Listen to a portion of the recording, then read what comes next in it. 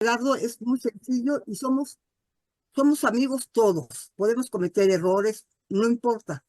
El chiste es que ustedes tengan un momento para poder exponer lo que quieran.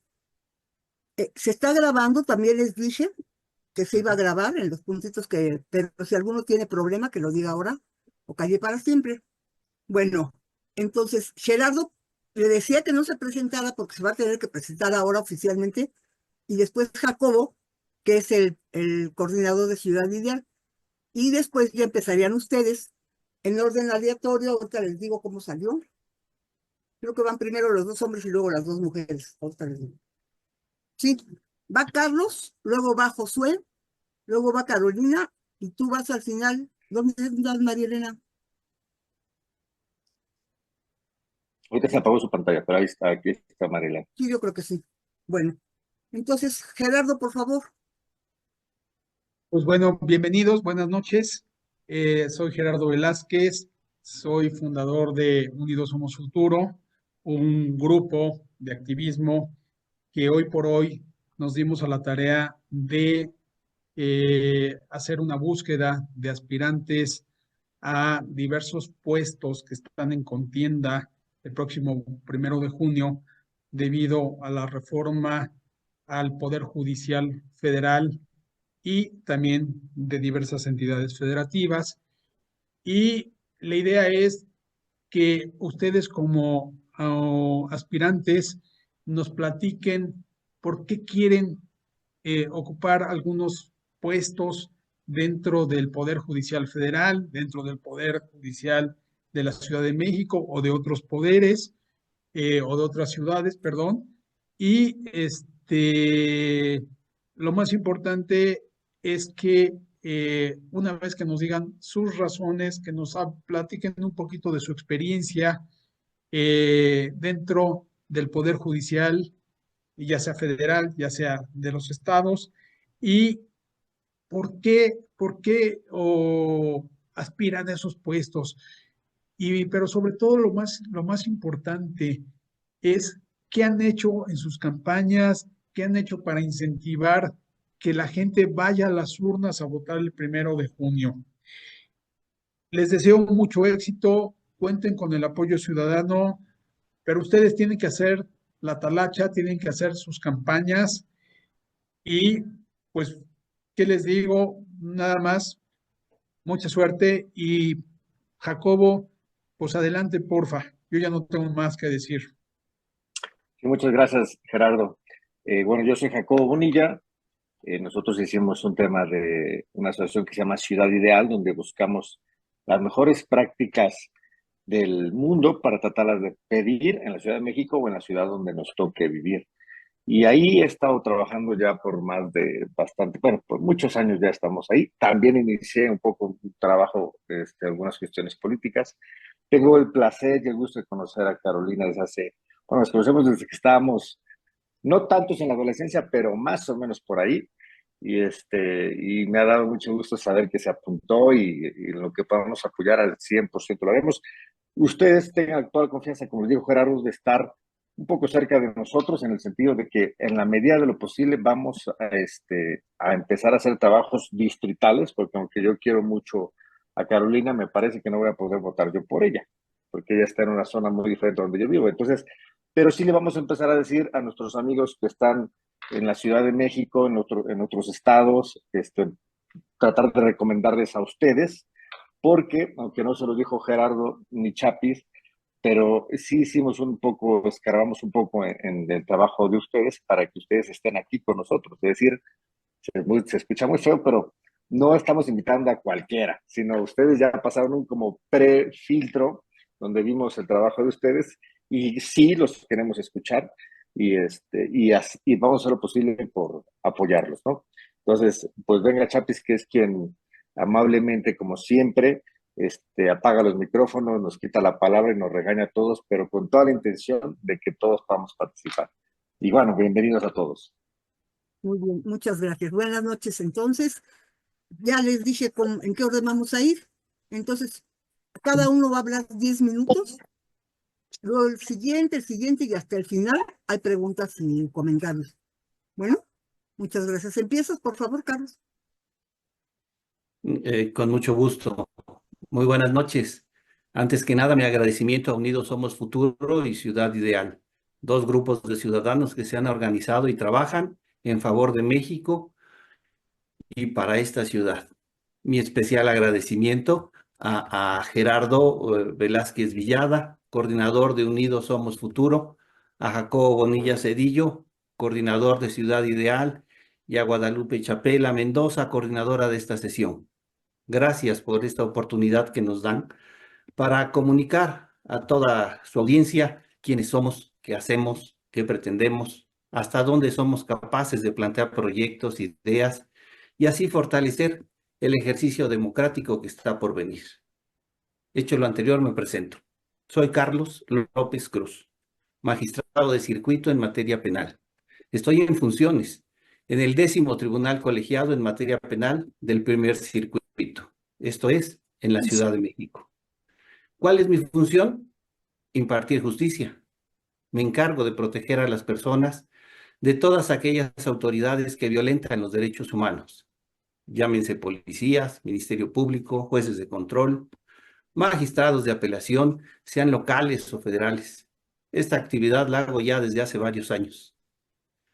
Como candidato en el próximo proceso electoral extraordinario del 1 de junio de 2025, busco continuar en el cargo que ya de por sí ocupo. Soy una persona que enfrenta esa responsabilidad con honestidad, preparación y por decisión propia. Todo inició desde mi juventud, a los 18 años, cuando empecé a trabajar en el Reclusorio Preventivo Sur de la Ciudad de México, adentro, con los presos. Desde ese entonces logro percibir directamente cómo es la vida de los reclusos. Fue mi primer contacto con el derecho penal, el derecho penitenciario. En ese entonces estudiaba mi licenciatura en Derecho. Con el tiempo, ya con la carrera terminada, ingresé al Ministerio Público de la Federación. Estuve a cargo de la investigación de delitos federales, armas, drogas, delincuencia organizada, delitos fiscales, bancarios, financieros, etc. Incluso tuve la oportunidad de escalar algunos puestos. Llegué a ser director general de la Visitaduría en la Procuraduría General de la República, un órgano de vigilancia y control interno de ese organismo. Durante esa época también seguí preparándome. Cursé una especialidad en Derecho Constitucional y Administrativo, una maestría en Derecho y el doctorado en Derecho, todos en la Universidad Nacional Autónoma de México. Después ingresé al Poder Judicial de la Federación.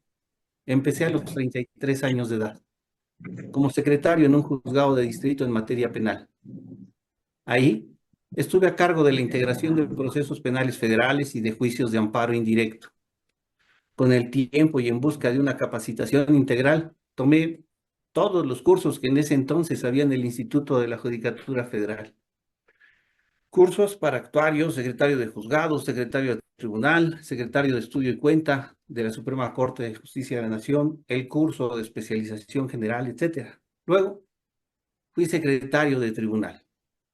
Inicialmente en el primer tribunal colegiado en materia penal del primer circuito y después en el 7º tribunal colegiado en materia penal también del primer circuito. Esto es, ambos en la Ciudad de México, donde aprendí a analizar y resolver los diversos recursos que se tramitan en el juicio de amparo indirecto, así como a revisar a través del amparo directo todo el proceso penal, desde la averiguación previa, la primera y segunda instancia, la ejecución de las penas, cómo es que se define un asunto penal, cómo se llega a una condena o a una absolución, y mediante esa actividad a verificar que la autoridad no haya violentado los derechos humanos del justiciable.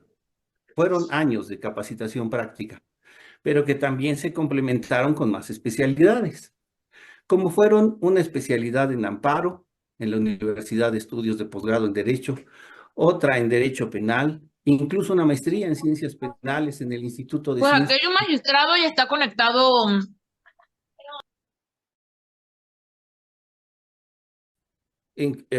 Continúo, perdón. Incluso también cursé una maestría en Ciencias Penales en el Instituto de Ciencias Jurídicas de Estudios Superiores. Más adelante, ingresé al Consejo de la Judicatura Federal como secretario ejecutivo de Vigilancia, Información y Evaluación, otro órgano de control técnico jurídico que en ese entonces, entre otras actividades, tenía a mi cargo la recopilación, organización y resguardo de toda la información pública, reservada y confidencial que se generaba en el propio Consejo de la Judicatura Federal y en los órganos jurisdiccionales federales. Esto me permitió conocer desde adentro todo el procedimiento administrativo, normativo y disciplinario de la carrera judicial y del propio Consejo de la Judicatura. Ahí también aproveché el tiempo y continué con mi capacitación profesional. Cursé un máster internacional en Derecho Penal, Constitución y Derechos en la Universidad Autónoma de Barcelona.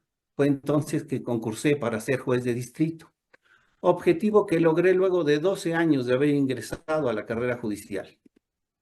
Ya como juez federal estuve a cargo del Juzgado 13º de Distrito de Procesos Penales Federales en la Ciudad de México, con sede en el Reclusorio Preventivo Sur, cargo que ocupé por casi 8 años.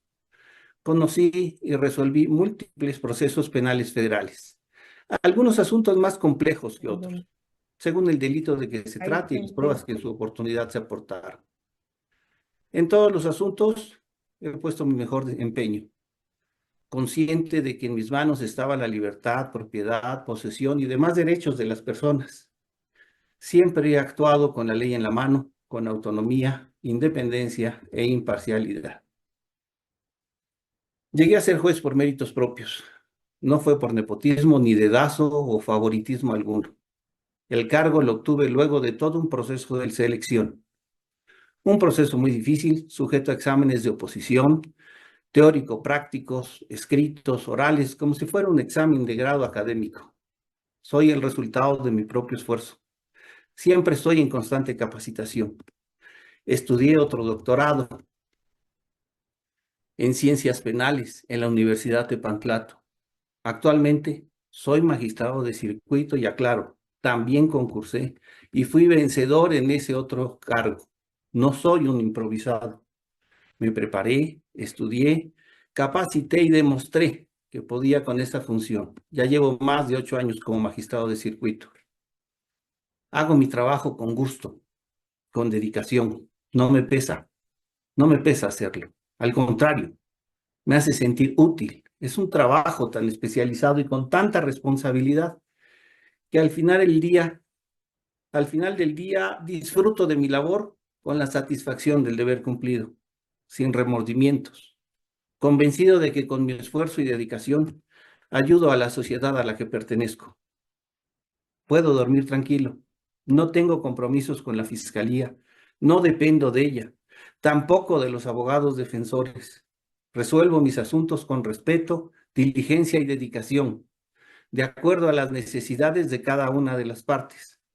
Todas son personas que deben ser escuchadas y tratadas con dignidad, llámese víctimas, ofendidos o inculpados. ¿Qué puedo ofrecer? Solo realidades concretas y palpables. Un magistrado de circuito no maneja presupuesto, no construye ni crea más juzgados o tribunales. Un juzgador solo atiende a los asuntos que le fueron turnados. Es ahí donde yo sí tengo un compromiso. ¿Cuál? Simplificar trámites, resolver con prontitud, a emitir sentencias que de una vez resuelvan el fondo de los asuntos, no que sean determinaciones que solo estén reponiendo los procedimientos. Que las resoluciones sean claras, cortas, entendibles, sin tecnicismos jurídicos, no porque no lo sepa ocupar o entender, sino porque esas determinaciones están dirigidas a los sentenciados y deben explicarse por sí mismas. Esto es lo que yo puedo hacer y pongo a disposición de la ciudadanía. Sé que son necesarios múltiples cambios en el Poder Judicial de la Federación. Desde hace tiempo era indispensable informar al pueblo qué es lo que se hace en el Poder Judicial Federal, cómo se hace, transparentar la función, demostrar públicamente el por qué y para qué, el alcance de las resoluciones, generar la credibilidad que ha perdido el Poder Judicial, lo que perdió por mantenerse hermético. Es necesario cambiar esa postura. Cierto es que la democracia es una forma de gobierno que legitima a sus integrantes y claro que puede ser útil en la designación de los juzgadores. Por eso, ahora es necesario que el electorado se informe de qué es la carrera judicial, cuál es la función judicial, qué perfil requiere un juzgador, quiénes cuentan con la capacitación necesaria para llevar a cabo esa labor, para que de esta manera, con esa información, el electorado tome la mejor decisión.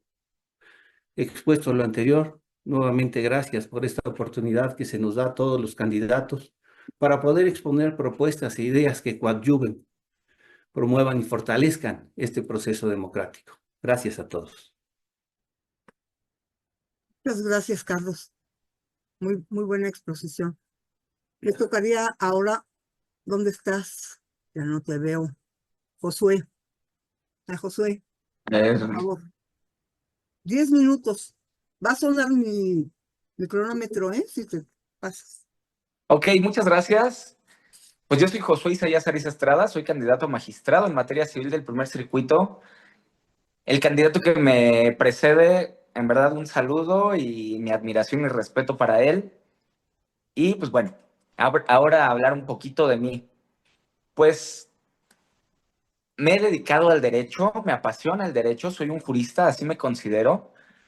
Estudié la licenciatura en Derecho, me seguí con una especialidad en juicios orales, una maestría en Derecho Procesal Civil, un doctorado en Derecho Civil. Hace 7 años me certifiqué como mediador privado con fe pública, función que ejerzo pues continuamente, me he recertificado y que ejerzo desde entonces y hasta la actualidad.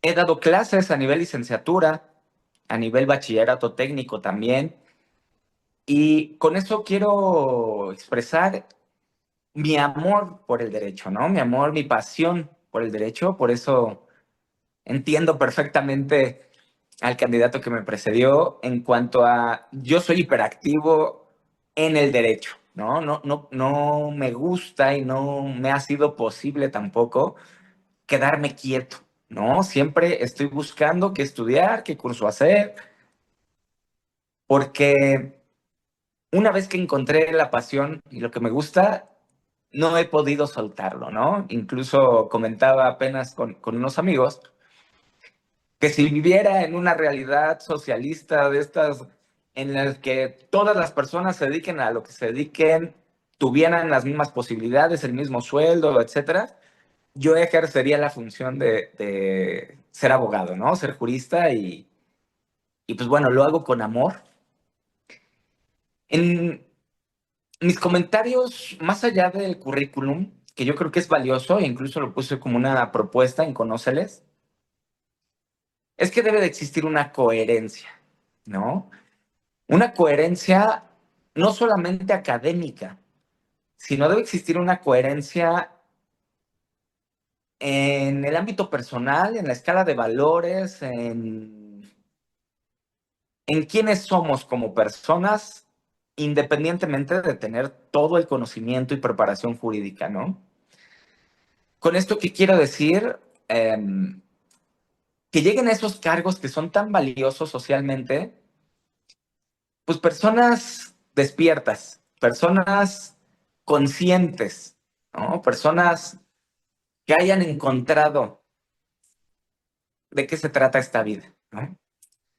¿Por qué? Porque cuando alguien llega a un puesto estratégico y que puede apoyar tanto al tejido social, a la justicia, a que la gente se sienta respaldada cuando acude al tribunal, que la gente sepa que ahí se va a resolver su problema, que su problema se va a resolver de manera pronta, gratuita, expedita, sin complicaciones, pues es cuando la gente está feliz de acudir, ¿no? Y se siente segura de que no tiene que hacer justicia por su propia mano para poder obtener justicia. Con esto, ¿qué quiero decir? En todo este proceso, yo me registré, te voy a decir la verdad, no estando de acuerdo con la reforma. Yo estoy muy consciente de que se necesitaba un cambio en el Poder Judicial. Se necesitaba atención en el Poder Judicial, se necesitaba que las cosas funcionaran como últimamente ya no estaban funcionando. Y últimamente no me refiero al sexenio ni a más, ¿no? Me refiero a que yo empecé hace 15 años y esto ha ido cambiando poquito a poquito, siempre argumentando la carga de trabajo excesiva, ¿no? O sea, pues los términos y plazos, pues ya muchas veces no se cumplen precisamente por la carga de trabajo excesiva que tienen los juzgados, ¿no? O los tribunales.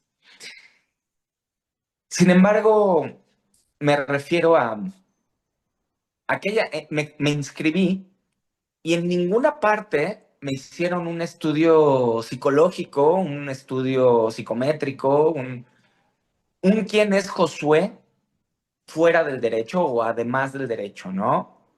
En casa, con la familia, con los hijos, incluso una pregunta valiosa que no se hizo podría ser, Josué ha sido condenado no solamente por un delito, porque eso sí se preguntó y se hizo una manifestación bajo protesta, a decir verdad, sino más bien ha sido condenado a pago de pensión, ha sido condenado a pues, otros temas sociales que no necesariamente son un delito, pero que podrían hablar mucho de una persona, ¿no? Entonces, pues creo que es lo que vamos a tener que buscar los ciudadanos. Hay mucha información y hay que leer entre líneas para darnos cuenta no solamente de cuántos grados académicos, cuántos títulos, cuánto tiempo lleva una persona ejerciendo la profesión, sino desde qué punto lo hace, desde qué posición, con qué finalidad, ¿no? Con una finalidad única y exclusiva de beneficiarse a sí mismo o con una finalidad y con una vocación de ayudar a la sociedad, de querer ser parte en la resolución, ¿no? Querer ser parte en la administración e impartición de justicia en beneficio de toda la sociedad. Esto lo comento porque pues, me sorprendió que no hubiera este tipo no de trabas, este tipo de requisitos, ¿no? Yo considero que es muy valioso todo esto independiente de lo judicial, independientemente de los estudios, del grado académico y demás, ¿quién va a resolver, no? ¿Y qué va a atender, no? Creo que en algún momento lo comenté en alguna entrevista. Esta propuesta va encaminada a no, tiene que haber una coherencia, ¿no? Entre cada persona que va a ejercer cada cargo. Por ejemplo, sería incoherente poner a una persona juzgadora a resolver sobre pensiones alimenticias cuando se le hubiere condenado al pago de una pensión y más aún, que tampoco lo preguntaron, se le hubiere señalado como deudor alimentario, ¿no? Y así en cada materia, ¿no? En el ámbito penal, por ejemplo, pues una persona que hubiera sido detenida, incluso, pues me atrevería a decir que pudiera observarse una conducta sistemática en cuanto a ser detenido o haber sido detenido con sustancias prohibidas, con armas prohibidas, etcétera, ¿no? ¿Esto para qué? Para que en verdad las personas que van a juzgar no solamente lo hagan desde su conocimiento jurídico, sino de su experiencia de vida, ¿no? Entonces, mi querida Marta, que es el nombre que tengo aquí, Marta Ojeda, pues básicamente se trata de eso y básicamente se trata de que lleguen a personas juzgadoras, personas confiables, ¿no? Y que tengan intención de ejercer el cargo más allá de por tener un cargo importante o más allá por tener un sueldo atractivo, sino independientemente de estas, que evidentemente es valioso, pues ejercer el cargo en beneficio de la sociedad para querer poner su granito de arena para que esto funcione, para que la reforma funcione, para que el poder judicial funcione, para que la sociedad tenga las herramientas adecuadas y no tenga que acudir a situaciones fuera de este ámbito, ¿no? O sea, justicia por propia mano o simplemente no confiar y por no confiar, no promover, no promover nada. Mi vocación empieza en un juzgado de lo familiar hace 15 años, apoyando a una secretaria proyectista a elaborar proyectos de sentencia y se me hizo la oportunidad soñada, ¿no? Para aprender y para darme cuenta, pues, de que ahí están las herramientas. Solo falta conocimiento a la población, conocimiento y programas de apoyo y de ayuda para que la gente pueda acudir a la justicia y poder tener acceso a ella y poder resolver sus conflictos y sus problemas. Esto posiblemente a mí me sorprendió el derecho familiar y me llené de confianza de que se puede. Yo crecí, mi situación particular, pues en un hogar con mi madre soltera, con 2 hermanos más, y pues había mucha injusticia social, ¿no? En ese núcleo preciso. En cuanto a la dificultad de acceder a una pensión o de tenerla garantizada, y por eso cuando me di cuenta de que ahí estaban las herramientas, pues fue muy bello y ahora me la paso pues en el derecho, ayudando y promoviendo que la gente no lo deje, ¿no? Sino que acuda a la autoridad jurisdiccional competente para poder resolver sus conflictos. Y bueno, el Poder Judicial, Sí, sin duda, Josué, en, se te dime, acabaron tus 10 minutos, perdona. ah, está perfecto, no te preocupes, un gusto, Disculpa, ¿eh? Gracias, perfecto, muchas gracias. con gusto.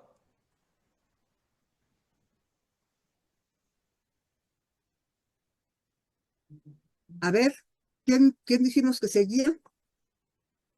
¿Caro? Me parece que dijeron que yo. Sí, iba a ver, pero Muchas gracias. Pues gracias. Quiero agradecerles de verdad la invitación, el apoyo, la deferencia, porque entiendo yo que decía hace un rato Jacobo, no cualquiera está acá. Yo quiero ampliarlo un poco más. No cualquiera estamos en la boleta. Entonces, pues sirva esta frase para saludar a mis colegas, candidatos, el magistrado Carlos López Cruz, que además entiendo los 4 es el único que está en funciones. Gracias. Doble mérito y doble reconocimiento, tiene todo mi reconocimiento, magistrado, porque no es fácil.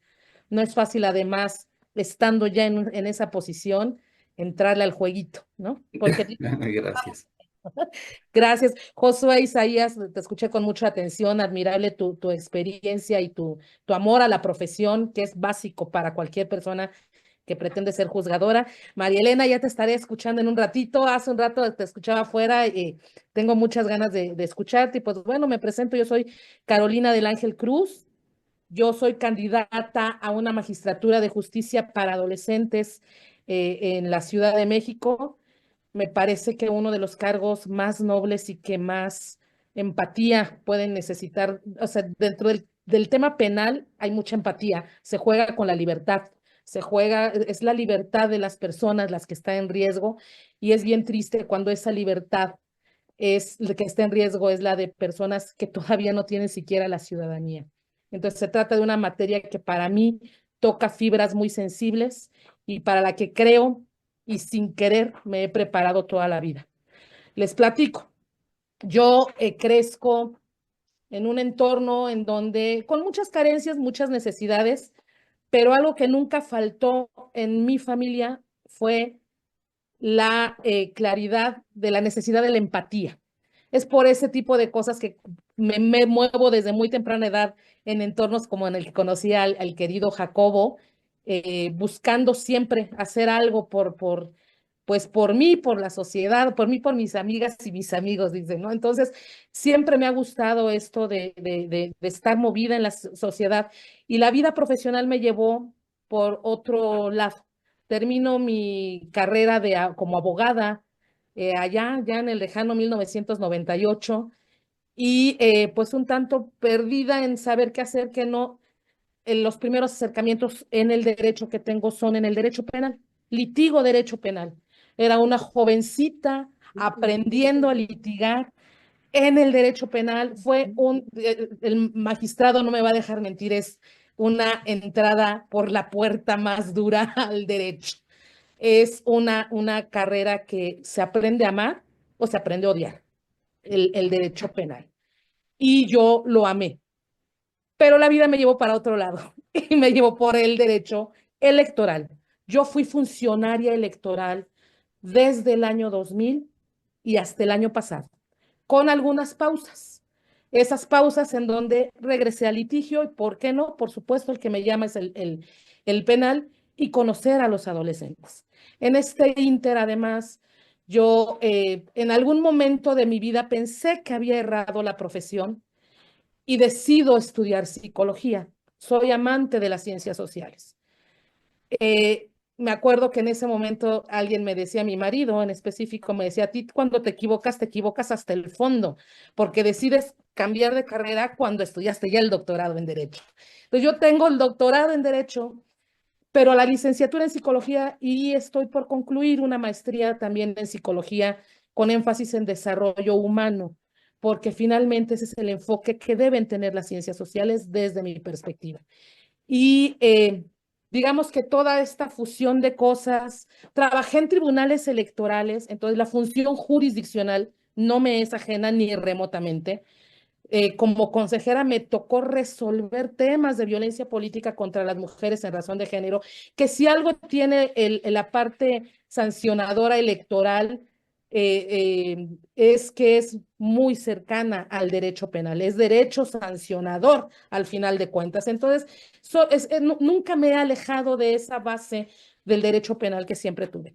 Pero pues me llevó la vida a esta parte del derecho electoral, en donde pues entenderán que no veo nada bien esta reforma. Fui crítica, muy ruda crítica de la reforma judicial. Me parece un despropósito que haya necesidad hoy constitucional de que elijamos al Poder Judicial con una falacia de que no eran elegidos democráticamente. Es que sí eran elegidos democráticamente, solo que no era por voto popular y no hay que confundir. Pero bueno, dicho eso, creo que es importante decir que sí, yo también estaba en contra de ella, pero es, como decía Gerardo hace un rato, es una realidad constitucional, es nuestra realidad legal y la verdad es que creo que esto regulado desde las rodillas puede abrir la puerta a que llegue mucha gente, no solo improvisada, sino que además tampoco conozca la materia por la que está participando. Y eso es algo muy delicado en el poder que cuida de la justicia y que cuida del bienestar de la ciudadanía para que el derecho, el Estado de Derecho le sea aplicable. Entonces, pues bueno, eso es lo que me tiene ahora acá un tanto, lo pensé mucho, quiero decirles que yo tuve la persecución del gobierno en turno durante el último semestre del año pasado porque se me ocurrió la grandiosa idea de aplicar la ley y decir que la integración de los congresos, particularmente el de la Ciudad de México, que es donde fui funcionaria, estaba siendo aplicada la sobrerepresentación. Esa sobrerepresentación que a nivel federal y que a nivel local hicieron que tengamos hoy normas aprobadas por la mayoría sin consensos, como debe ser en una democracia. Entonces, bueno, eso hace que yo esté en una situación de conflicto que me hacía necesario desde un punto de vista, soy psicóloga al final de cuentas, de cuidar mi salud emocional, de mantenerme un poquito alejada de lo público, pero lo público me llama, me encanta poder hacer algo con esto y la función electoral me acercó muchísimo a las juventudes. Yo siempre trabajé con la construcción de ciudadanía, con el empoderamiento de niñas, niños y adolescentes para que cuando llegaran a ser adultos, fueran adultos participativas.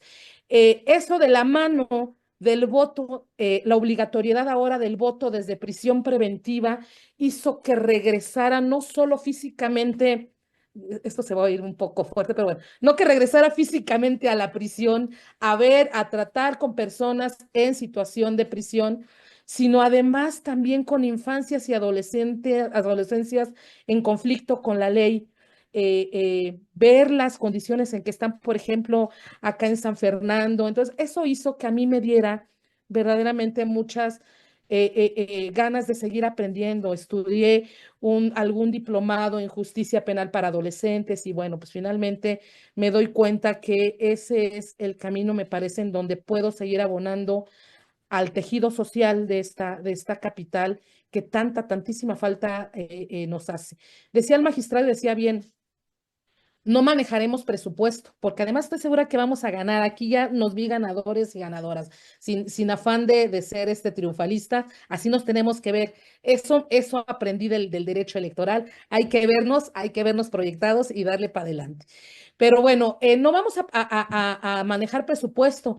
Quien les ofrezca cualquier cosa que no sea justicia, imparcialidad, lo que implica la función judicial, me parece que puede estarnos queriendo sorprender.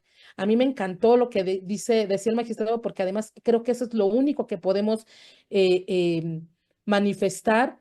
No podemos hacer promesas en específico, pero sí buscar que se simplifiquen los trámites, que la justicia sea verdaderamente pronta y expedita. Sé que no es fácil, no estoy hablando desde el desconocimiento, de repente los tribunales están a tope de asuntos y no es tan fácil y pareciera que queremos que salga ya y entre el debido proceso y todo, entonces es un poco complicado, pero sí decir que podemos hacer lo que está de nuestro lado por mejorar eso. Y en lo particular decirles, ya me queda poco tiempo, así es que voy cerrando, a mí me gustaría aplicar, mi doctorado en Derecho es con énfasis en Derecho Constitucional y Derechos Humanos.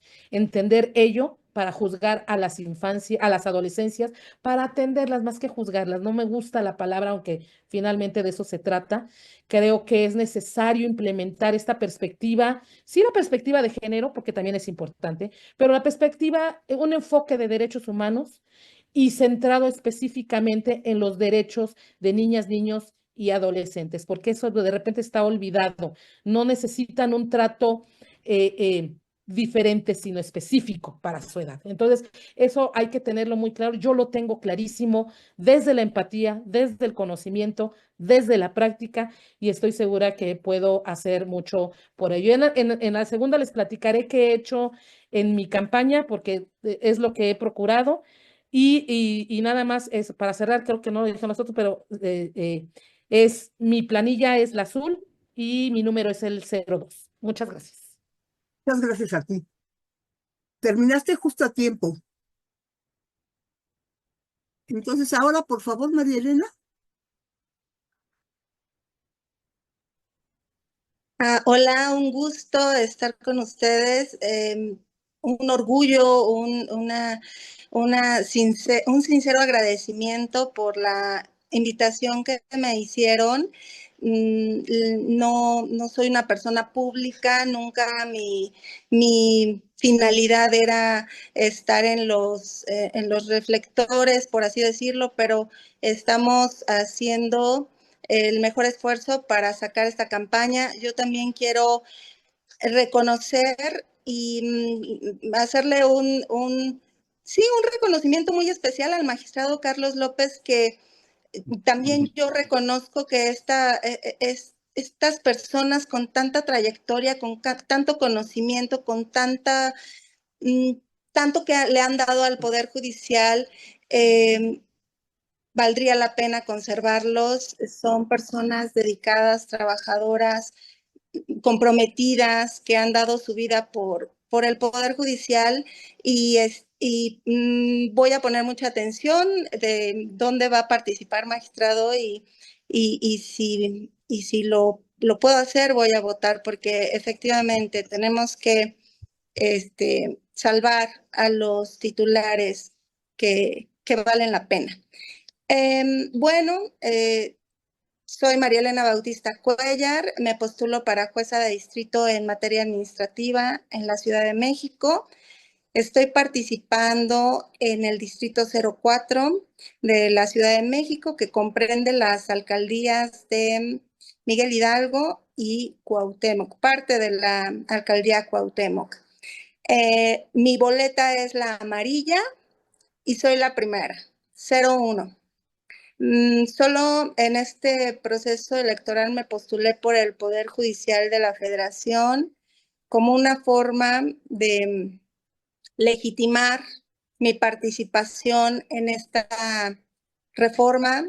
Debo reconocer, porque no me arrepiento ni lo niego, fui de las personas que estuvieron presentes en el paro, en las marchas, luchando por sostener el poder judicial en el que yo me formé. Inicié como oficial judicial, tocando puertas, buscando oportunidades. Se presentó una en un excelente tribunal que no me dio más que enseñanzas con titulares profesionales, entregados, responsables, con sentido humano, y eso a mí me permitió aprender de ellos los principios éticos y morales que me han llevado en esta carrera judicial. Yo defiendo el Poder Judicial, me niego a pensar que en la corrupción en este poder. Debo reconocer también que cualquier dependencia gubernamental o organismo público, ente que reciba recursos públicos, claro que eso es una obligación ser perfectibles. Obviamente el Poder Judicial no lo era, no era perfecto, pero nos dedicábamos constantemente a mejorar, a capacitarnos, al estudio, a la preparación que requieren todos los tipos de asuntos de los que conocemos. Y en esta larga historia de mi vida estuve después de oficial, unos 2 años de oficial judicial, 3 meses de secretaria en juzgado de distrito y 23 años de secretaria proyectista en un tribunal colegiado en materia administrativa. De por qué no llegué o en la anterior regulación para llegar a cargos de juezas de distrito no lo hice. Bueno, soy madre de 3 hijos y 2 hijos y una hija, y generalmente las mujeres es una realidad. Tenemos que tomar decisiones y mi decisión fue ser madre, sacar adelante a mis hijos y compaginar con esta labor jurisdiccional a través de la elaboración de sentencias de amparo, que les repito, pues llevo 23 años en esta noble labor. Y como les dije en su momento, pues me postulé únicamente por el Poder Judicial de la Federación. ¿Por qué? Porque era una forma de legitimarme. La idea era presentar un examen de conocimientos y que eso me llevara a las boletas, porque estoy convencida y continúo con esta idea de que el Poder Judicial va a seguir en pie. Y finalmente, pues, en estas alturas de la elección, ya sobra decir si estoy de acuerdo o no con esta reforma. Estoy sacando lo mejor de ella, que es acercarme a la gente. Como lo he dicho en otras ocasiones, yo creo que lo valioso de esta reforma es lo que nos está dejando como aprendizaje, de acercarnos a la gente, de explicarles lo que es el juicio de amparo, de que conozcan los criterios importantes, relevantes, los que ocupen día a día, que les pueda servir para mejorar su vida cotidiana. Sí he estado en las calles, he hablado con la gente. Este fin de semana estuve con personas en un mercado que se quejaban de que no les estaban tramitando las cédulas de empadronamiento, que la autoridad administrativa ahorita estaba en un cierto tema de suspensión, por así decirlo, de los trámites. Y a mí, en una forma tan sencilla de decir, pero para eso está el juicio de amparo, promueve tu amparo. Y cuando vi la mirada de la persona con la que estaba interactuando, de repente me cayó como balde de agua fría, porque no tenía ni idea de lo que era el juicio de amparo, no tenía, y luego yo para explicarle lo que era el juicio de amparo y para decirle, promueve tu amparo, pero el amparo no es sencillo.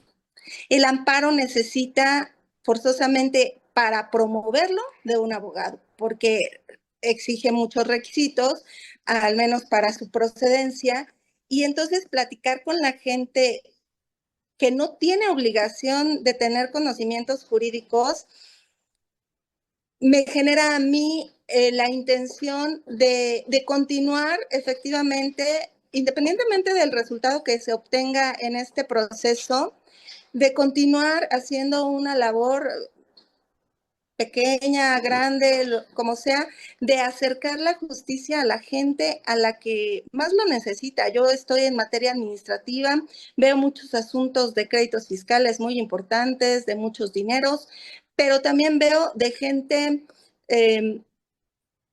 vulnerada que requiere atención prioritaria y que este ejercicio me ha dejado mucho aprendizaje y la firme convicción de que voy a continuar tratando de acercar el conocimiento a la gente. Les agradezco nuevamente la invitación a mis otros compañeros, Josué y Carolina. Lupita, muchísimas gracias por moderar esto y sigo a sus órdenes. Muchas gracias a ti, María Elena. A ti te sobró tiempo. Muy bien, muy bien. Bueno, ahora no veo manitas levantadas.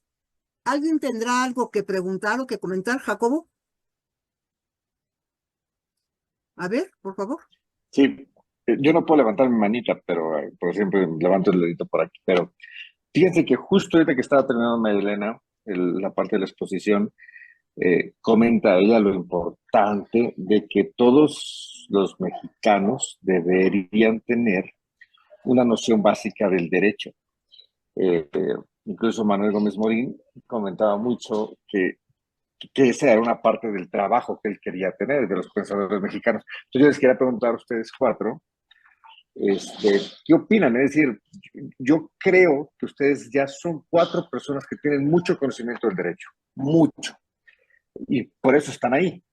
Y yo espero que todos queden, porque curiosamente en esta elección el voto creo que va a tener mucho más valor que el voto en la elección pasada, donde todos estábamos emocionados y animados, que izquierda, derecha, ahí lo digo por la cantidad de gente que participó ahí y la cantidad de gente que va a participar en esto. Entonces el voto hoy hasta es más identificable, ¿no? Pero bueno, entonces espero que todo salga muy bien, pero me gustaría preguntarles si podríamos contar con ustedes para después de todo esto hacer constantemente cápsulas del derecho básico que todos debemos de saber, para entenderlo, incluso para que una persona que necesite justo de un amparo, como le comentaba María Elena, le entienda a su abogado, porque luego los abogados nos aventamos un lenguaje tan técnico que no sé si lo hacemos para vender el amparo más caro, pero enredamos más a los clientes. Bueno, evidentemente no es para eso, pero el abogado está tan acostumbrado a utilizar el lenguaje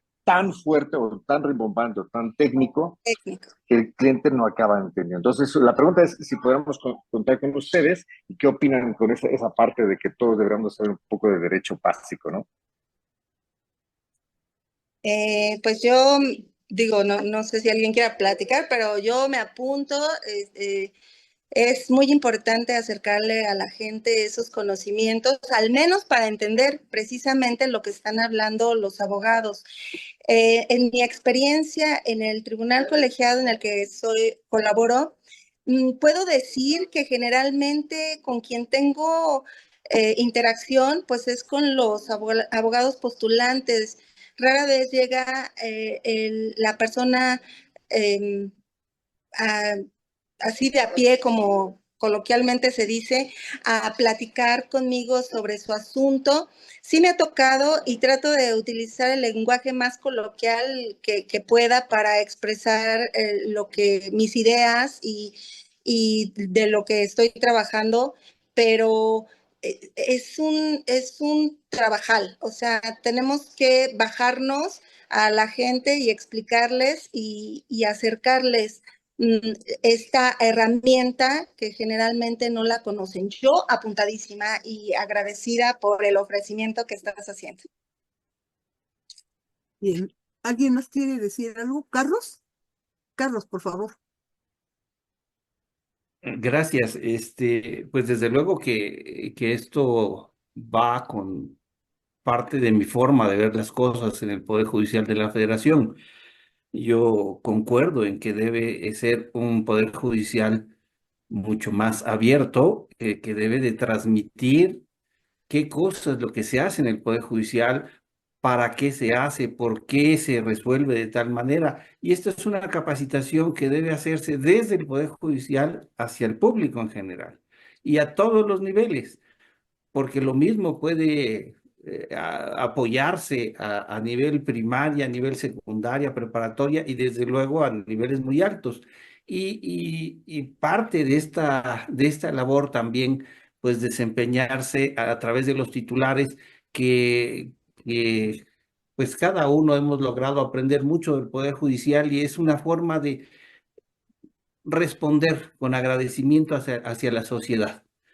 ¿Cómo? Enseñándoles lo que hacemos y con un lenguaje sencillo, claro. Creo que esto es muy útil y fortalece al Poder Judicial para que no se sorprenda la sociedad endilgándonos responsabilidades que no nos corresponden. Al contrario, siendo puntuales en qué es lo que hace el Poder Judicial, para qué sirve y los mecanismos, las herramientas jurídicas que se tienen para hacerlo. Así es que desde luego que también me apunto para apoyar en estas ideas. Gracias. Muchas gracias, Carlos. Levantó la mano Gerardo y después Jorge Cepeda. Bueno, esta es una pregunta para Carolina y para Carlos, pero me gustaría que me la contestara primero Carolina.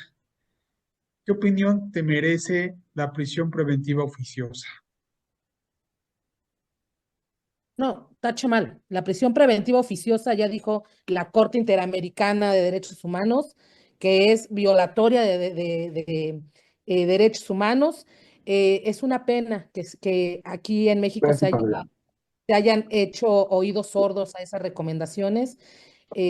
Creo que fue el camino fácil ni siquiera para los juzgadores, el camino fácil para los poderes ejecutivos. Creo que hay que analizar más de fondo, hay que escuchar más a las instancias internacionales expertas en materia de derechos humanos.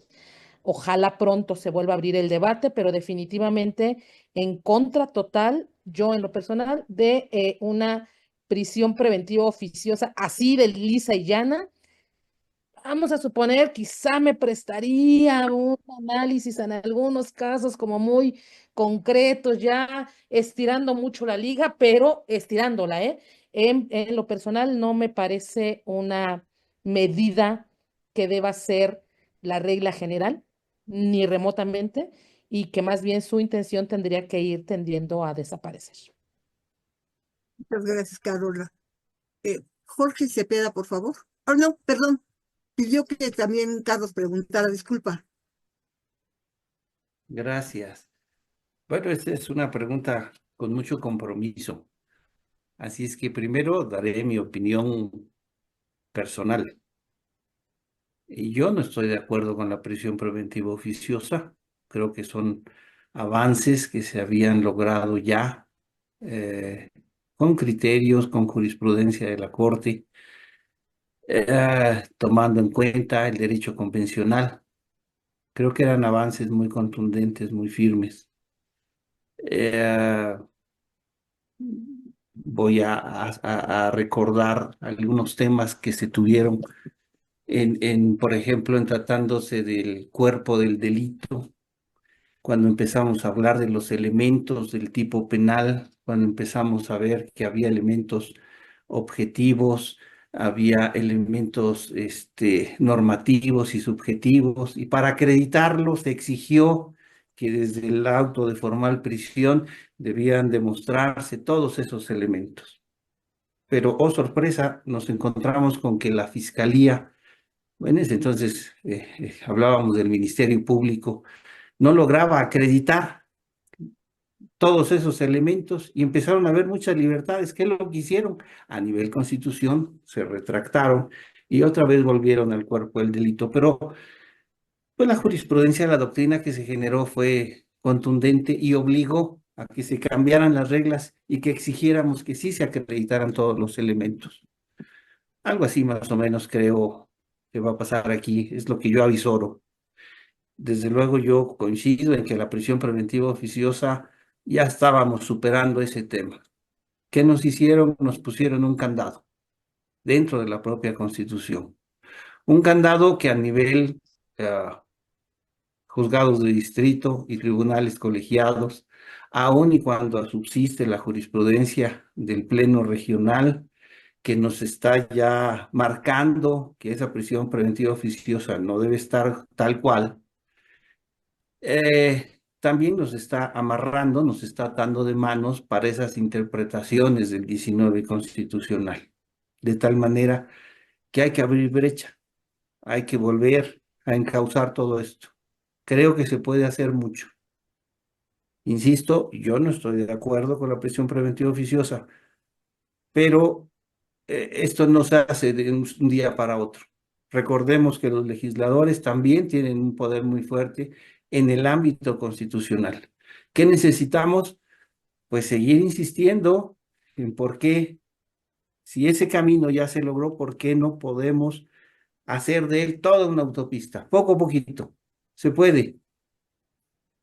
Yo coincido, la prisión preventiva debe ser justificada y el último recurso, pero la última medida cautelar con la que puedan estar las personas. Pero vamos, es un camino muy cuesta arriba que se puede. Ahora necesitamos que los operadores, los nuevos operadores, sepan trabajar este tema, porque el riesgo, los errores en otras materias, pues se corrigen. En la materia penal los errores cuestan mínimo la cárcel.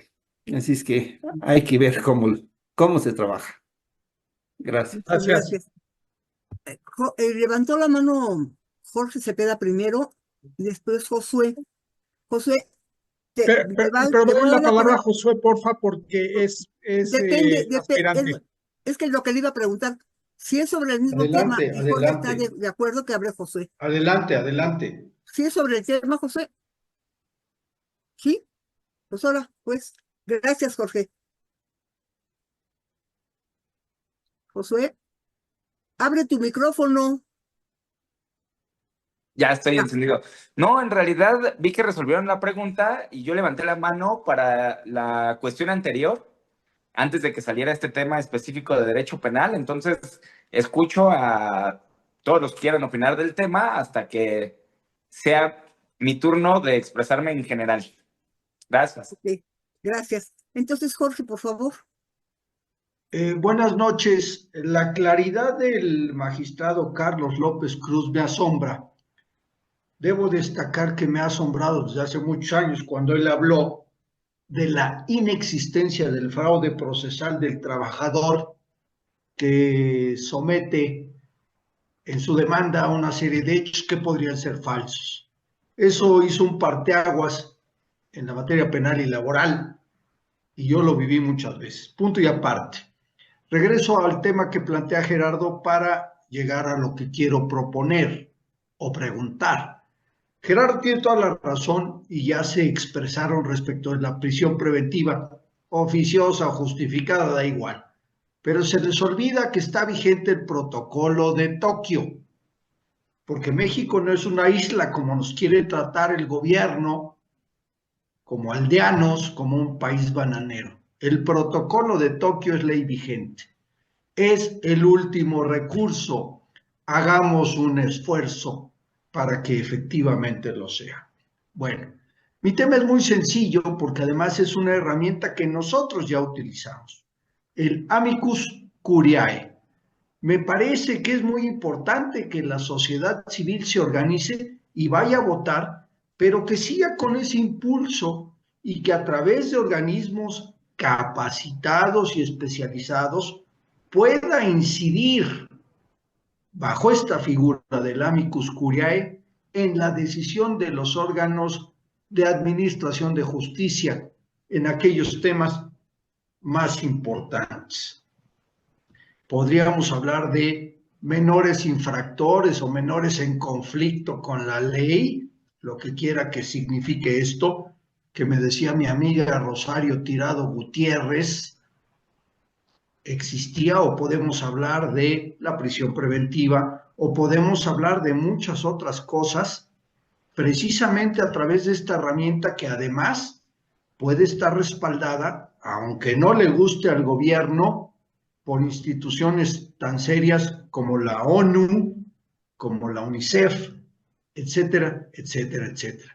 Como personas que han estado aquí como Han Jaraf o como esta señora Pansky, que también representó a Amnistía Internacional.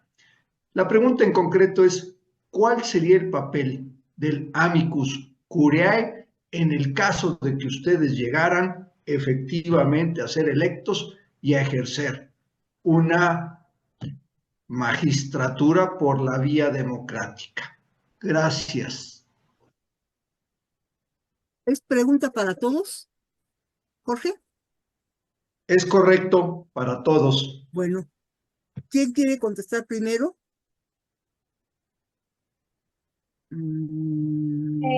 Bueno, pues también Mariela. para participar, ¿verdad?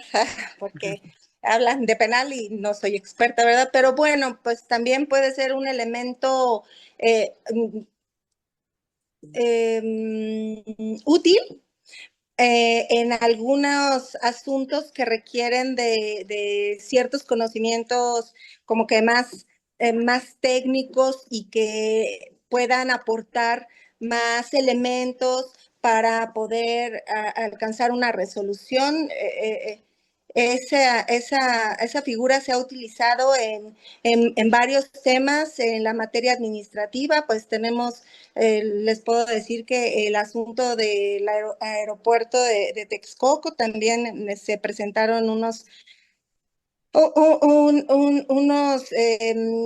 informes de ese tipo para poder darle al juez una visión sobre esos aspectos. También la reforma a la ley de electricidad. Yo creo que son muy útiles y nos pueden servir como un elemento más para poder tomar decisiones más apegadas a la realidad, que también es un principio que debe ponderarse al momento de emitir resoluciones, la realidad material.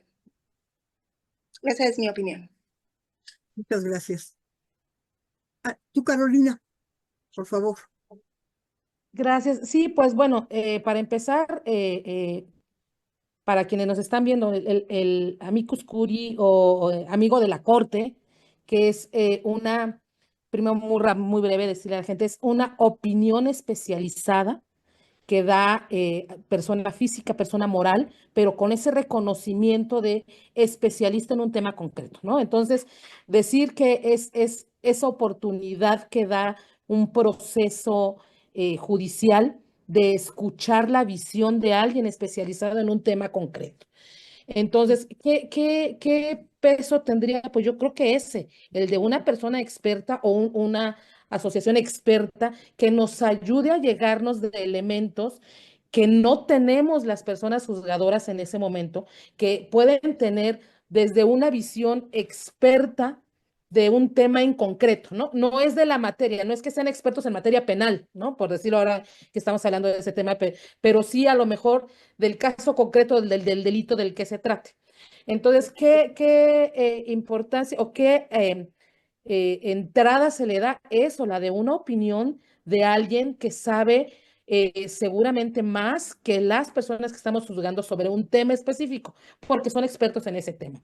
¿Es vinculante? Es decir, ¿es obligatorio? No, por supuesto que no. ¿Es desechable? Creo que se cometería un grave error al desecharlo.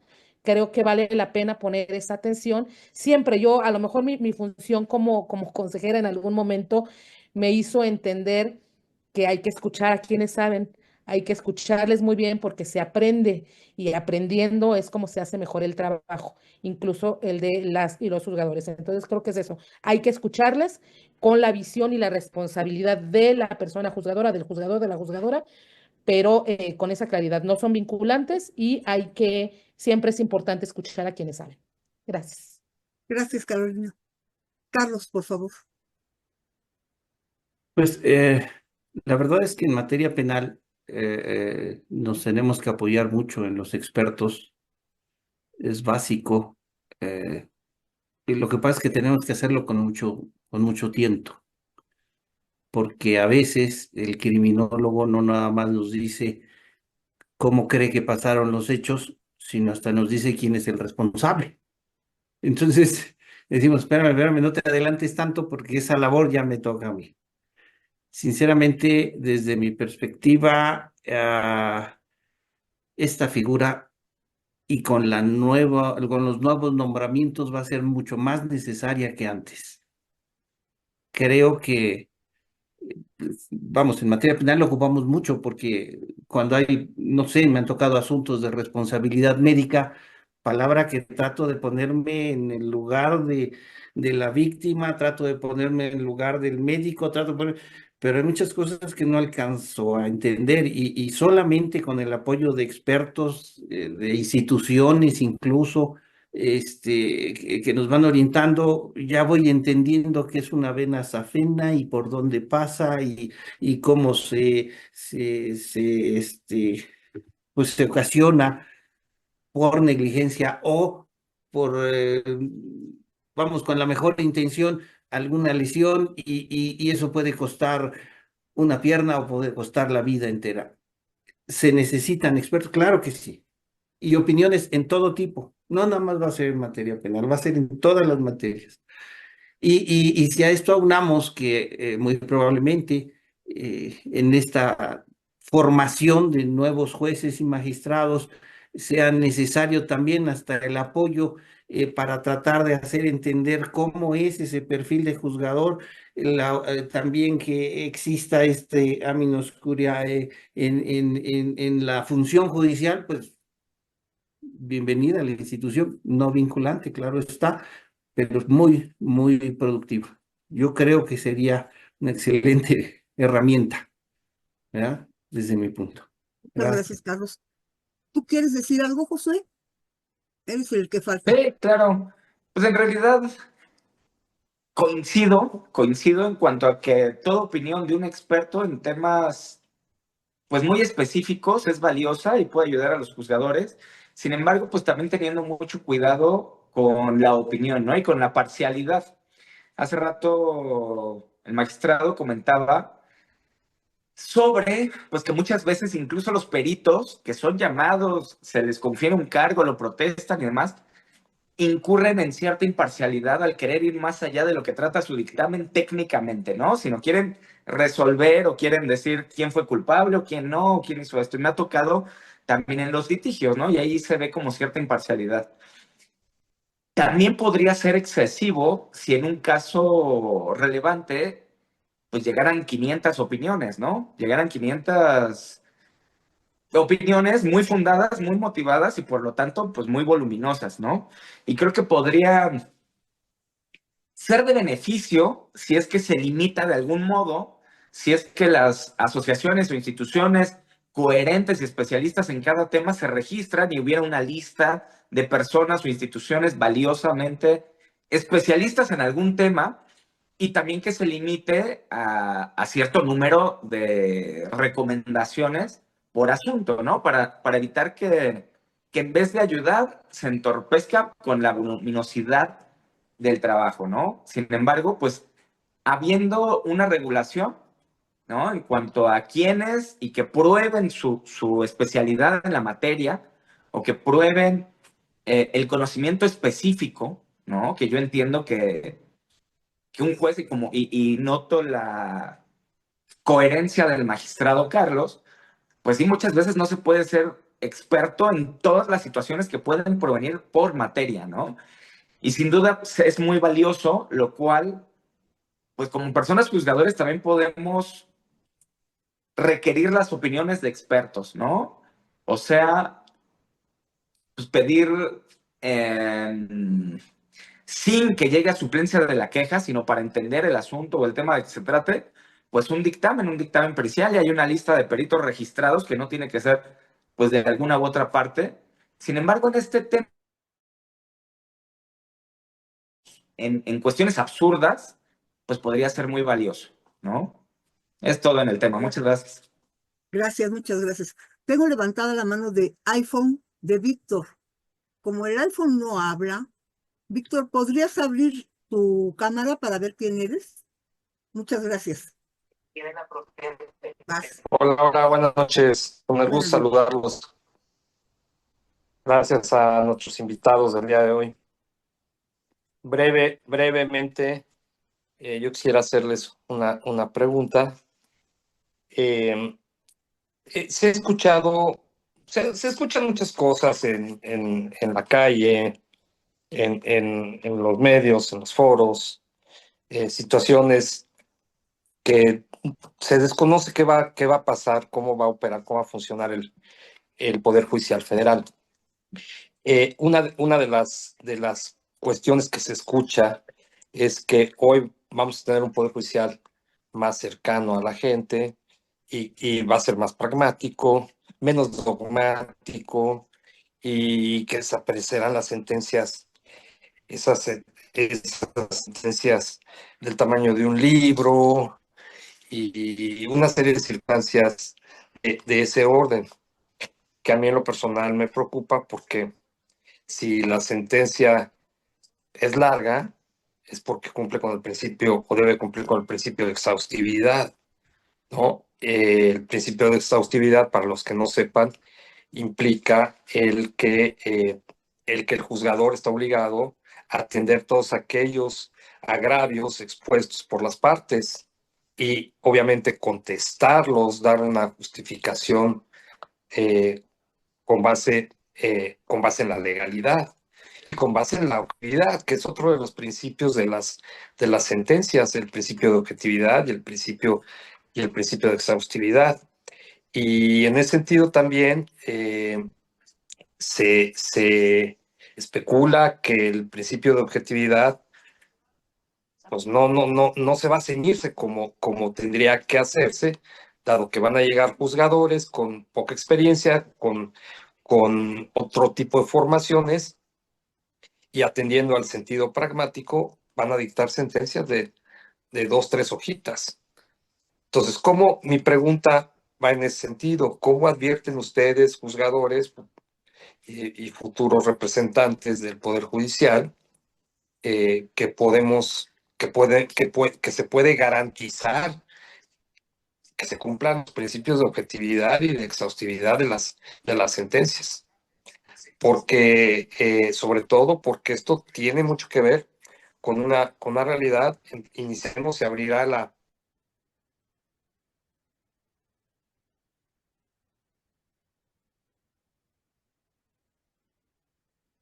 Le cortó la llamada y se salió. Se perdió su audio. Perdón que me salí tantito, aquí estoy de nuevo. Ya que se abrirá la 12ª época del Semanario Judicial de la Federación, y pues traerá la necesidad, como siempre, ¿no?, de compilar todas aquellas ejecutorias y pues que haya que las ejecutorias pues se dicten dentro de los parámetros de los principios generales del derecho y de la objetividad, ¿no? Y esto, en lo personal, a mí me preocupa que empecemos a ver criterios disparados unos de los otros, y esto vaya a generar.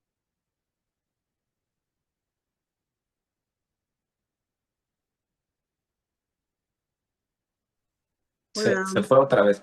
se fue otra vez. Bueno, termino ya, ando fallando en el internet.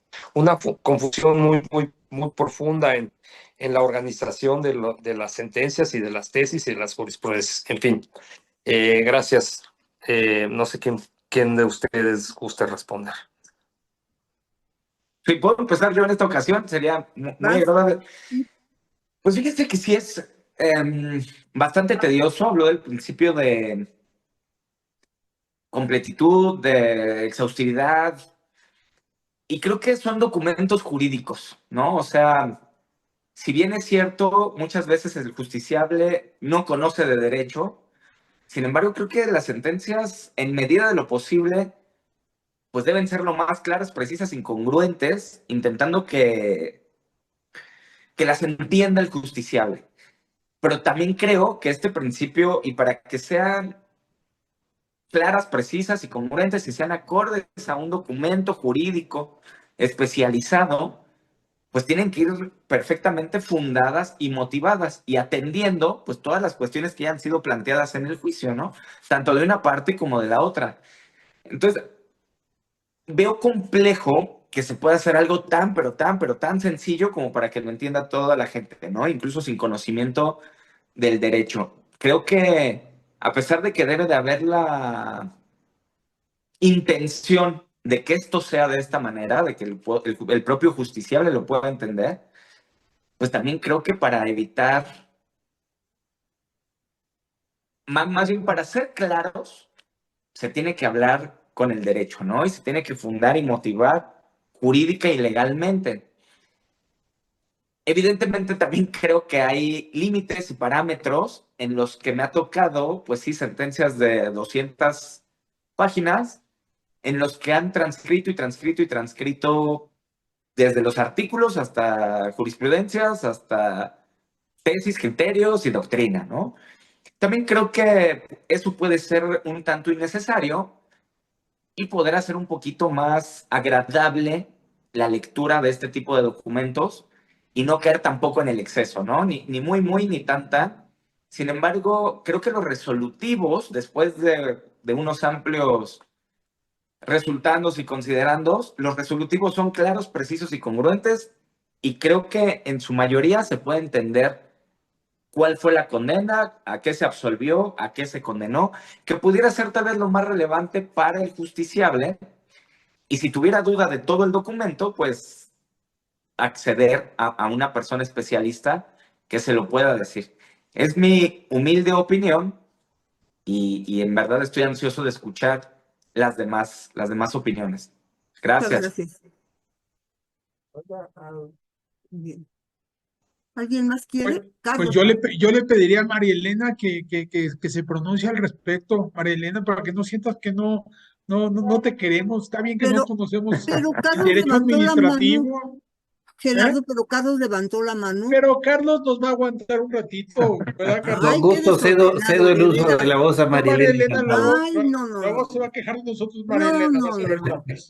No hay valores, no hay valores. No, nunca me quejaría y le agradezco al magistrado Carlos López que haya cedido su tiempo para que yo exponga este tema, que no es nuevo para el Poder Judicial ni para las personas juzgadoras, este aspecto de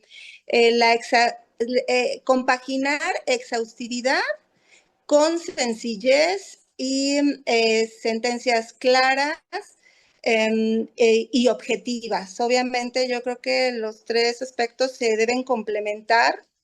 Efectivamente, es una labor importante lograr tener esa capacidad de resolución compaginando estos tres aspectos fundamentales de las sentencias, que a la vez de ser exhaustivas, también sean accesibles. Yo creo que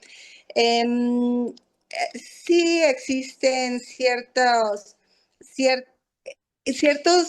pues, juzgadores que dictan sus sentencias, inclusive todavía con palabras en latín y efectivamente transcriben y de la transcripción hacen otra transcripción y hacen una lectura cansada, poco amigable para la gente que efectivamente no es conocedora del derecho, pero también debemos reconocer otra vez voy a hablar de mi materia porque es con la que vivo y conozco. En la materia administrativa, las leyes, particularmente de impuestos, son muy áridas. Son difíciles de comprender, de interpretar, y más difícil es lograr que esas consideraciones sean sencillas para la gente común. Si a los secretarios proyectistas nos cuesta mucho entender esas leyes tan técnicas, pues no me quiero imaginar a las personas comunes y corrientes, un simple contribuyente que está peleando por un impuesto injusto, pues todavía más complicado. Pero yo creo que esa es la función, no de ahorita, sino de mucho tiempo, del Poder Judicial, lograr sentencias que se logren entender, si no por cualquier persona, sí que evitemos en lo más posible palabras rebuscadas, términos jurídicos que fácilmente los podemos utilizar de otra manera, o más sencillos, un lenguaje más coloquial. Yo creo que con el esfuerzo sí se logran obtener estos 3 elementos que nos compartió nuestro compañero de aquí del Zoom, pero no es sencillo, y menos con ciertas materias que requieren muchos conocimientos técnicos. Pero en eso estamos trabajando. Muchas gracias. ¿Puede hablar Carlos, Gerardo? De poder puede, de que quiera, ese es otro ¿Quién tema. sabe? ¿Quién sabe? Vamos Con a ver si mucho quiere. gusto, con mucho gusto, claro que sí. Bueno,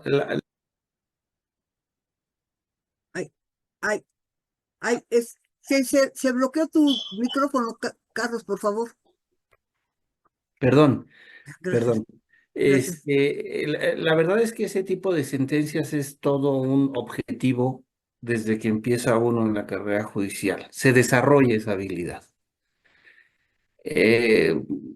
Yo vengo desde la época en la que se utilizaban las máquinas mecánicas, en donde se le metían un montón de copias en papel cebolla y había que escribir la idea de forma directa, corta, porque si no era escribir y escribir y escribir. Cuando inician las computadoras y vemos que podíamos cortar y pegar, las sentencias se desbordaron y confundimos incluso el motivar una resolución con reproducir varias veces los mismos textos.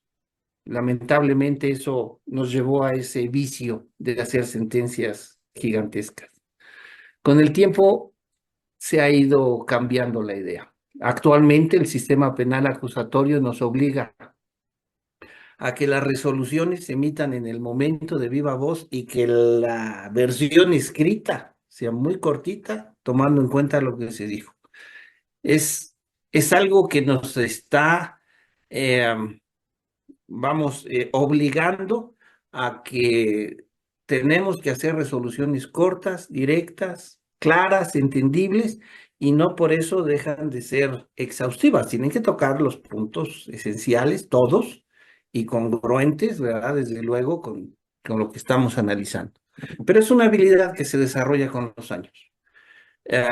Sí se puede, por supuesto. ¿Cuesta trabajo? Sí, al principio. Después, poco a poquito van cambiándose, olvidándonos de los formatos. Cuando yo llegué al juzgado de mi inscripción, estoy hablando de, fue el 2009, el 1 de enero de 2009 me tocó. Me encontraba con unas sentencias por portación de arma de fuego que eran de 300 páginas. Y ya cuando dejé ese juzgado y me fui ya como magistrado, las de portación de arma de fuego ya nos salían más o menos en 30 páginas. Ahorita deben salir en mucho menos todavía. Y no por eso están incompletas o están ausentes de motivación y mucho menos fundamentación. Se puede. Y el lenguaje efectivamente tiene que ser un lenguaje sencillo. Está dirigido al sentenciado, tiene que entenderlo él, por qué se llegó a la conclusión de que era culpable o por qué se llegó a la conclusión de que es inocente y que la víctima pueda leerlo, pueda entenderlo. Ese es un objetivo y claro que se puede. Esa base de hacer este tipo de resoluciones todos los días. Estoy seguro que María Elena como proyectista pues tiene también sus formatos y estoy seguro que también abandona esos formatos cuando se puede explicar las cosas de forma más clara, con estructura desde un principio.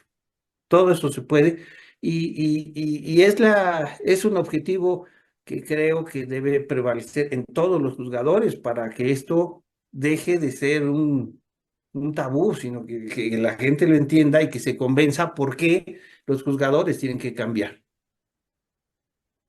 Sería mi Gracias, comentario. muchas gracias. Pues creo que con eso estaremos terminando, ¿verdad? Le tocaría entonces 1 minuto a cada Carolina uno está de ustedes. levantando la mano, me parece. ¿Quién? Carolina. Pero Carolina, físicamente. ¿levantaste la mano? No se te oye. Perdón, así, muy breve, nada más para cerrar con Gracias, esta gracias. opinión. Gracias. Digo, no voy a repetir lo que ya comentaron. Reitero nada más, estoy de acuerdo, es necesario cambiar esta forma de hacer sentencias tan grandes y muchas veces reiterativas, ¿no? Entonces creo que sí es básico.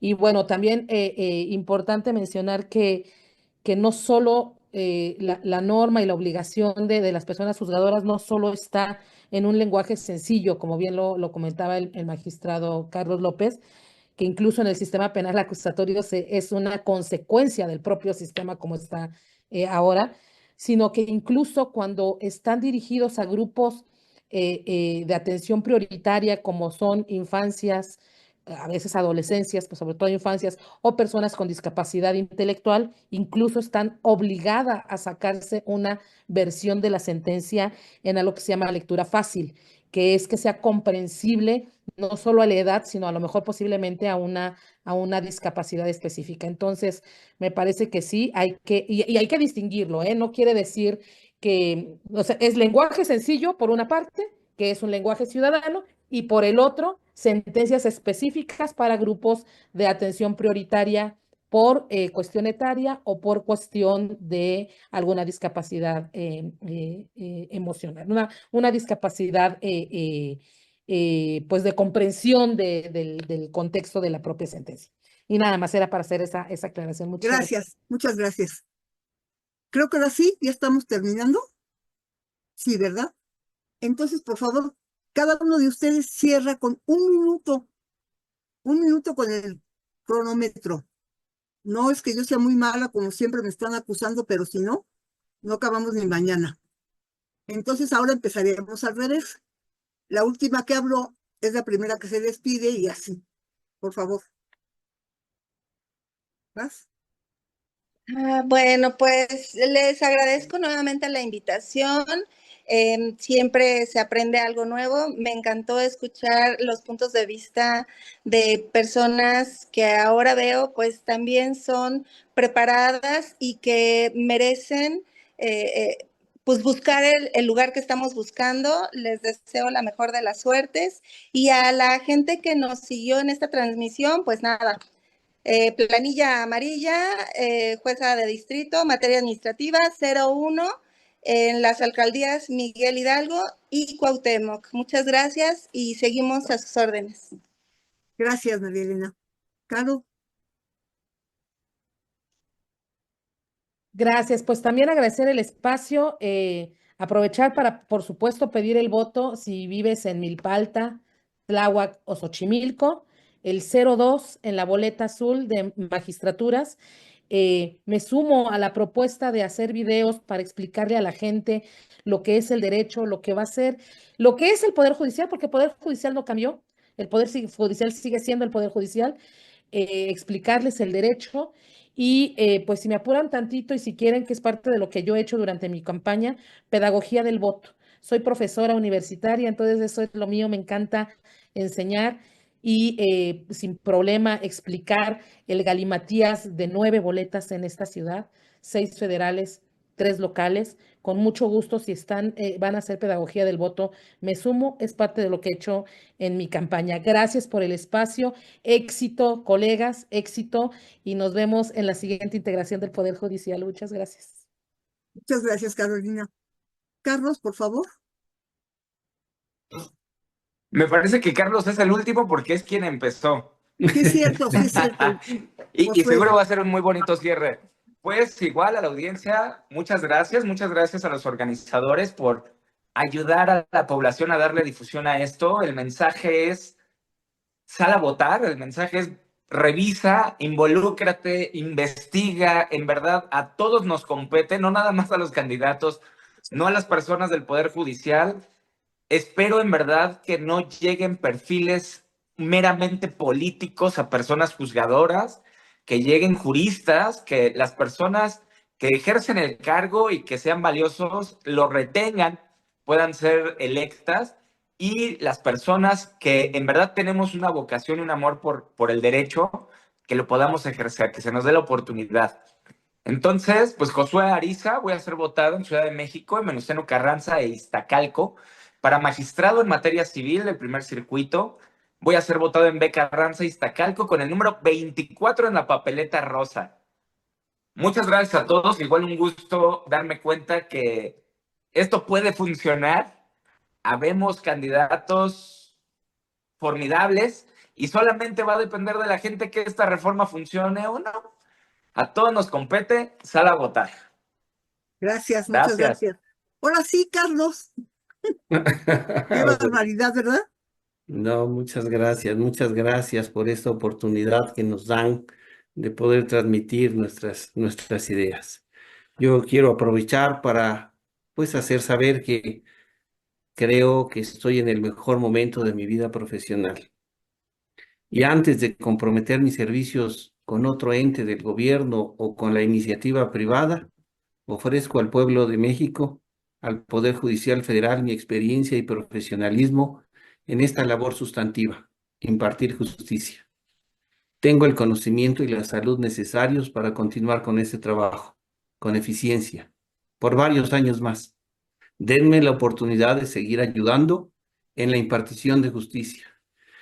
En el Distrito Judicial Electoral número 1, en la Alcaldía Iztapalapa, voten por mí en la boleta rosa, la de magistrados de circuito. Soy el número 29, soy López Cruz Carlos, servidor de ustedes. Gracias y mucho éxito, mis compañeros. A mí me toca votar por ti, Carlos.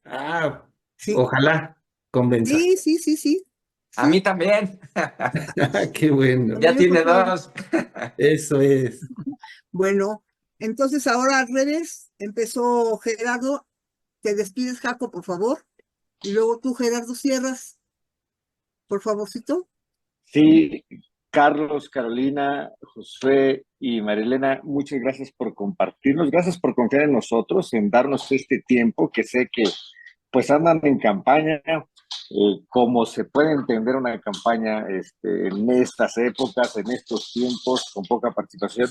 Pero gracias por confiar en nosotros haremos todo lo posible por difundir y pasar de voz en voz, que creo que es la mejor campaña, la más efectiva, la que se da de voz en voz.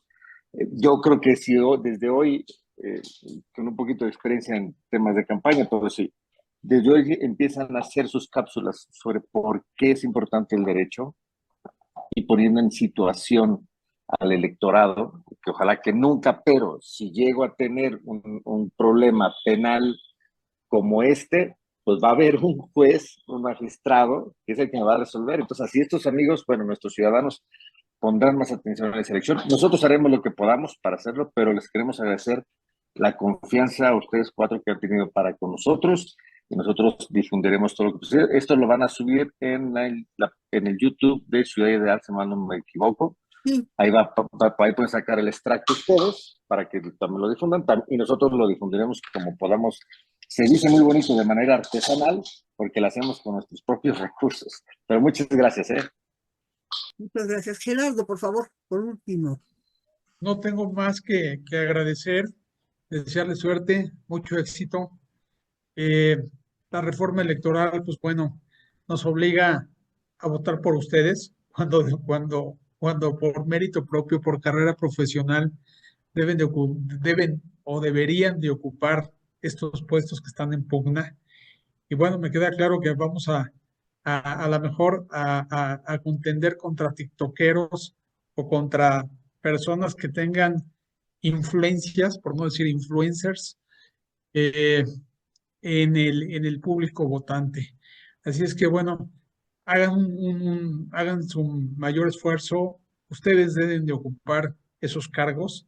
Nosotros queremos juzgadores como ustedes, no gente improvisada, gente que no conozca el derecho, que no conozca, que no tenga la sensibilidad de la justicia, como dijo Josué, que queremos enamorados del derecho. Josué, me gustó mucho que dijeras eso. Ojalá exista cercanía con la ciudadanía. Ustedes son los únicos que pueden acercar las funciones que hace un juez, un magistrado, un ministro a la ciudadanía. Lamentablemente es algo que se debió haber hecho desde hace mucho y a lo mejor no estaríamos pasando por este viacrucis. Les deseo mucho éxito, cuenten con nuestro apoyo y les agradecemos su tiempo. Pues muchas gracias. Nos despedimos y voy a cerrar la sesión. Por favor. Hasta luego. Bye. Muchas gracias. Éxito. Suerte. Gracias.